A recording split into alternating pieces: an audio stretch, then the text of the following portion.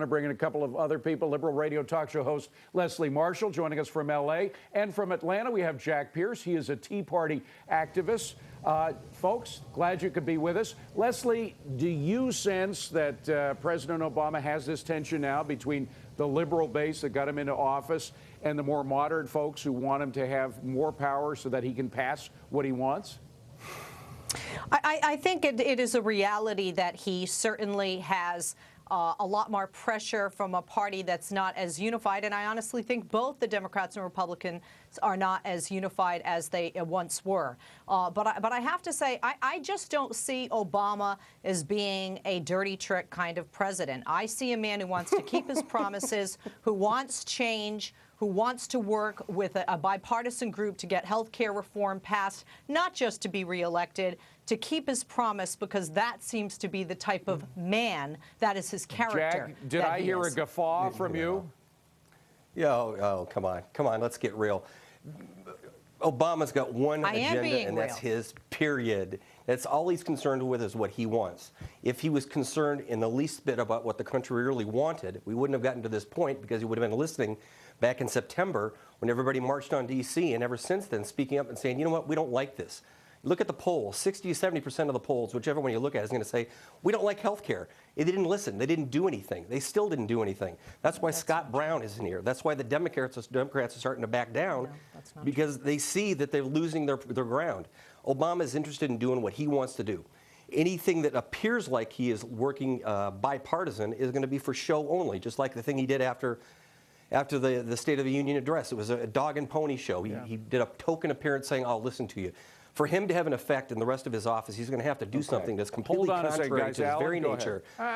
You know, who knows what lurks in the heart of President Obama? But I mean, this is one of those times when the interests of the president and the interests of the leaders of Congress clearly diverge.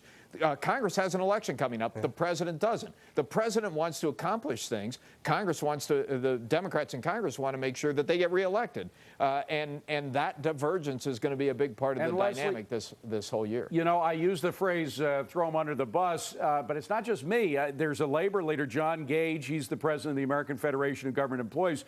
He says, and I'm quoting him now, here's labor getting thrown under the bus again, referring to the National Labor Relations Board guy that they wanted to get on and couldn't. So it's some of the labor leaders and some of the liberals in his own party that are saying Obama's throwing us under the bus.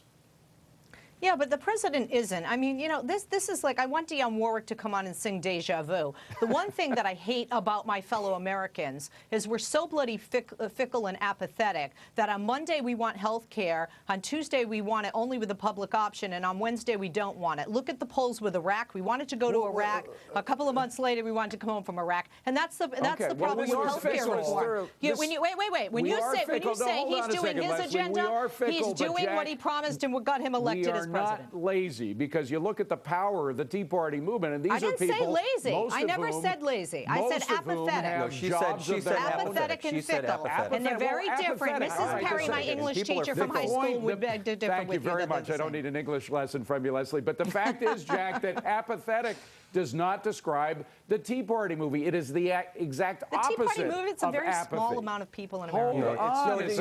You're right. Apathetic does not describe. In fact, it's apathetic is exactly the opposite of what the Tea Party really is. What she had actually said is, my fellow Americans have become apathetic, and I have to agree with her on that. And that's one of the biggest problems we have with our country. Until now, we're starting to see a change, but for the most part, we have been apathetic. We've been sitting around and letting the government run us, not getting involved and pretending like everything's fine, and being lazy, apathetic, and only learning from what we hear at CNN saying, oh, that must be right. Okay, well, that's the way I want it. That's why the poll changes from day to day to day. Alan, what we're seeing now as a result of... Go ahead, Alan. It's not about the followers. It's about the leaders. This is a question of leadership. It really was predictable a year ago. We've never accomplished major social change in this country without some degree of bipartisan support. And the day they decided to go on a straight partisan course... It was not possible to predict predict that Scott Brown would have won the Massachusetts race. I mean, there have been some but even dramatic without Scott Brown, David, it was predictable that a health care bill, a massive social change like health care that was passed solely on a party line vote, would not be stable. We didn't know how quickly a Scott Brown was going to come along, but we knew it would not be stable. Leslie, did you see that a year ago, that it was impossible that the health care bill would have passed?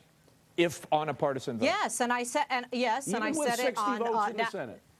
Yes, and I'll tell you why. I mean, we're not there's a lot of things to factor. It's not just leaders, and it's not just voters, and it's not just polls, and who's looking at what the constituents is saying for re-election, et cetera.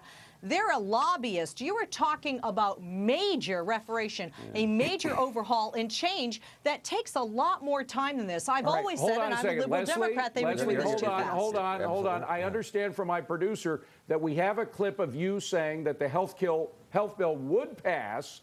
No, I'm kidding, Leslie. Don't worry. Yes, I said that the health care bill would pass, but I said it would be a watered-down version, and I said I did not agree with doing this hastily. Jack, go ahead. I didn't even know Find that the tape and roll it. Go ahead. Find the tape and roll it. She brought up a good point that you can't pass a huge social program like health care reform in just a short period of time, which is one of the biggest problems. They want to shove it down our throat in 6 months. If it's so darn important, why don't we take our time and truly reach across the aisle, truly not do it backdoor, not buy off Louisiana, not buy off Nebraska. Why don't we take some time and get it done the right way? Now, to the point spoken earlier, quickly, Jack. You're right. It is about the people now, because we haven't had true leadership in a long time.